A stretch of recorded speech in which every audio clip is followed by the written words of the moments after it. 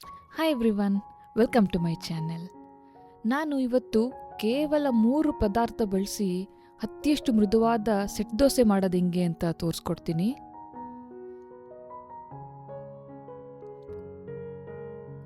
ಇದನ್ನು ಮಾಡೋಕ್ಕೆ ನಾನಿವತ್ತು 3 ಕಪ್ ಅಕ್ಕಿ ತೊಗೊಳ್ತಾ ಇದ್ದೀನಿ.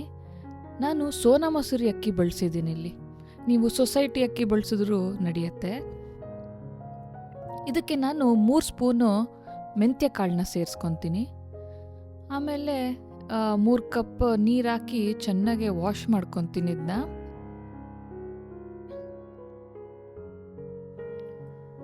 ಒಂದು 3 ಬಾರಿ ವಾಶ್ ಮಾಡಿಕೊಂಡ್ರೆ ಚೆನ್ನಾಗಾಗತ್ತೆ. ನಂತರ ಅದು ಅಕ್ಕಿ ಮುಳುಗಷ್ಟು ನೀರನ್ನು ಸೇರಿಸಿ ನಾನು ಸುಮಾರು 6 ರಿಂದ 8 ಗಂಟೆಗಳ ಕಾಲ ನೆನೆಯಕ್ಕೆ ಬಿಡ್ತೀನಿ. ಇದನ್ನು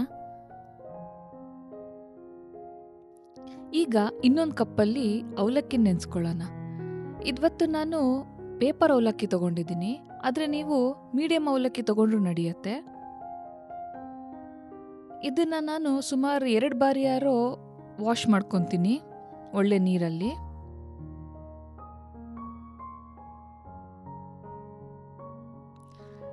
ನಂತರ ಇದು ಮುಳುಗಷ್ಟು ನೀರಾಕಿ ಒಂದು 30 ನಿಮಿಷಗಳ ಕಾಲ ನೆನೆಯಕ್ಕೆ ಬಿಟ್ಟರೆ ಸಾಕು. ಇವಾಗ ನಾನಿಲ್ಲಿ ಅಕ್ಕಿನ 8 ಗಂಟೆಗಳ ಕಾಲ ನೆನೆಯಕ್ಕೆ ಬಿಟ್ಟಿದ್ದೀನಿ. ಅವಲಕ್ಕಿನ 30 ನಿಮಿಷಗಳ ಕಾಲ ನೆನೆಸಿದ್ದೀನಿ. ಇವಾಗ ಇದನ್ನು ರುಬ್ಕೊಳ್ಳೋಣ. ಒಂದು ಮಿಕ್ಸಿ ಜಾರ್ಗೆ ಸ್ವಲ್ಪ ನೀರು ಹಾಕೊಂಡ್ರೆ ಸಾಕು, ಜಾಸ್ತಿ ಬೇಡ. ಅದನ್ನ ಹಾಕ್ಕೊಂಡು ಬ್ಯಾಚಲ್ಲಿ ರುಬ್ಕೊಂಡಿದ್ದೀನಿ. ನಾನು 2-3 ಬ್ಯಾಚ್ ಬೇಕಾಯ್ತು ನನಗೆ ರುಬ್ಬಕ್ಕಿಷ್ಟು. ನಂತರ ಇದಕ್ಕೊಂಚೂರು ಉಪ್ಪು ಸೇರಿಸ್ಕೊತಾ ಇದ್ದೀನಿ. ನಾನು ಇಲ್ಲಿ ಒಂದು ಕೋಲ್ಡ್ ಕಂಟ್ರಿ USA ಇದ್ದೀನಿ. ಇಲ್ಲಿ ನಾನು ಉಪ್ಪು ಹಾಕಲಿಲ್ಲ ಅಂದರೆ ಇದು ಉಬ್ಬಲ್ಲ. ಅದಕ್ಕೆ ನಾನು ಮುಂಚೆನೇ ಉಪ್ಪು ಹಾಕ್ತಾ ಇದ್ದೀನಿ. ನೀವು ಬೆಚ್ಚಗಿರೋ ಪ್ಲೇಸಲ್ಲಿದ್ದರೆ ಬೇಡ, ಉಪ್ಪು ಹಾಕೋದು ಬೇಡ, ಕೊನೆಗೆ ಹಾಕೊಬೋದು. ಈ ಕನ್ಸಿಸ್ಟೆನ್ಸಿಯಲ್ಲಿ ರುಬ್ಕೊಂಡ್ರೆ ಪರ್ಫೆಕ್ಟಾಗಿ ಆಗುತ್ತೆ ಸೆಟ್ ದೋಸೆ. ನೋಡಿ, ಇದನ್ನ ನಾನು ತೀರ ನುಣ್ಣಗೆ ರುಬ್ಬಿಲ್ಲ, ಸ್ವಲ್ಪ ತರಿಯಾಗಿ ರುಬ್ಬಿದ್ದೀನಿ. ಅವಾಗ ದೋಸೆ ಸ್ವಲ್ಪ ಕ್ರಿಸ್ಪಿಯಾಗಿ ಮೇಲ್ಗಡೆ ಮೃದುವಾಗಿರುತ್ತೆ, ಕೆಳಗೆ ಕ್ರಿಸ್ಪಿಯಾಗಿರುತ್ತೆ.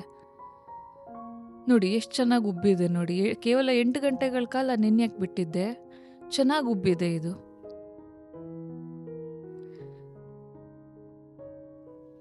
ಇವಾಗ ನಾನು ಒಂದೊತ್ತಿಗೆ ಬೇಕಾಗಿರೋ ಅಷ್ಟು ಹಿಟ್ಟನ್ನು ಸಪ್ರೇಟಾಗಿ ತೆಗೆದಿಟ್ಕೊಂಡಿದ್ದೀನಿ.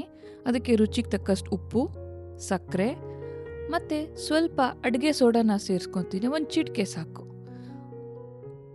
ನಾವು ಎಲ್ಲ ಹಿಟ್ಟಿಗೂ ಒಂದೇ ಸತಿಗೆ ಅಡುಗೆ ಸೋಡಾ ಹಾಕೋಕ್ಕಾಗಲ್ಲ, ಅದು ಹಾಳಾಗ್ಬಿಡುತ್ತೆ. ಅದಕ್ಕೆ ಎಷ್ಟು ಬೇಕೋ ಅಷ್ಟಕ್ಕೆ ಮಾತ್ರ ಸೇರಿಸ್ಕೊಂಡ್ರೆ ಒಳ್ಳೆಯದಾಗತ್ತೆ.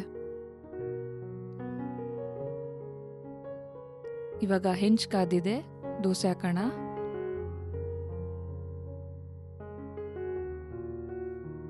ಒಂದು 2 ಚಮಚ ದೋಸೆ ಹಿಟ್ಟು ಹಾಕಿದ್ರೆ ಸಾಕಾಗತ್ತೆ. ಇದನ್ನು ನಾನು ಮಧ್ಯಮ ಉರಿಯಲ್ಲಿ ಅದು ಬೇಯೋ ತನಕ ನಿಧಾನಕ್ಕೆ ಬೇಯಿಸ್ತೀನಿ. ನೀವು ನೋಡ್ತಿರ್ಬೋದು, ಅದು ನಿಧಾನಕ್ಕೆ ಸೈಡಿಂದ ಬೇಯ್ತಾ ಬರ್ತಿದೆ. ಕೆಳಗೆ ತುಂಬ ಕಪ್ಪಗಾಗಂಗೆ ಕಾಣಿಸ್ತಿತ್ತು ಅಂತಂದರೆ ತಿರುವಾಗ್ಬೋದು, ಆದರೆ ಒಂದೇ ಸೈಡ್ ಬೇಯಿಸಿದ್ರೆ ತುಂಬ ಮೃದುವಾಗಿ ಬರುತ್ತೆ ದೋಸೆ.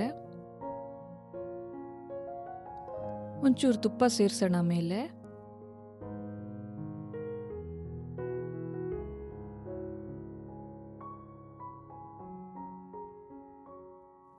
ನೀವು ನೋಡ್ಬೋದು, ಇವಾಗ ಕೆಂಪಗೆ ಹತ್ತಿ ಥರ ಕಾಣಿಸ್ತಿದೆ ದೋಸೆ. ನೋಡೋಕ್ಕೆ ತುಂಬ ರುಚಿಯಾಗಿರುತ್ತೆ. ಒಮ್ಮೆ ಟ್ರೈ ಮಾಡಿ ನೋಡ್ಬೇಕು ನೀವು. ಇವಾಗ ಇನ್ನೊಂದು ದೋಸೆ ಹಾಕಕ್ಕೆ ಮುಂಚೆ ನಾನು ಹೆಂಚು ಮೇಲಿರೋ ಎಣ್ಣೆನೆಲ್ಲ ಒಂದ್ಸತಿ ಒರೆಸ್ಕೊತೀನಿ.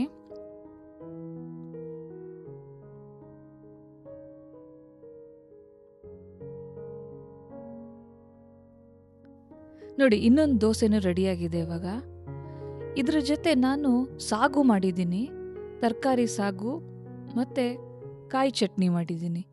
ಇದನ್ನು ತರಕಾರಿ ಸಾಗು ರೆಸಿಪಿನ ನಾನು ಮುಂದಿನ ವಿಡಿಯೋದಲ್ಲಿ ತೋರಿಸ್ತೀನಿ. Thank you for watching.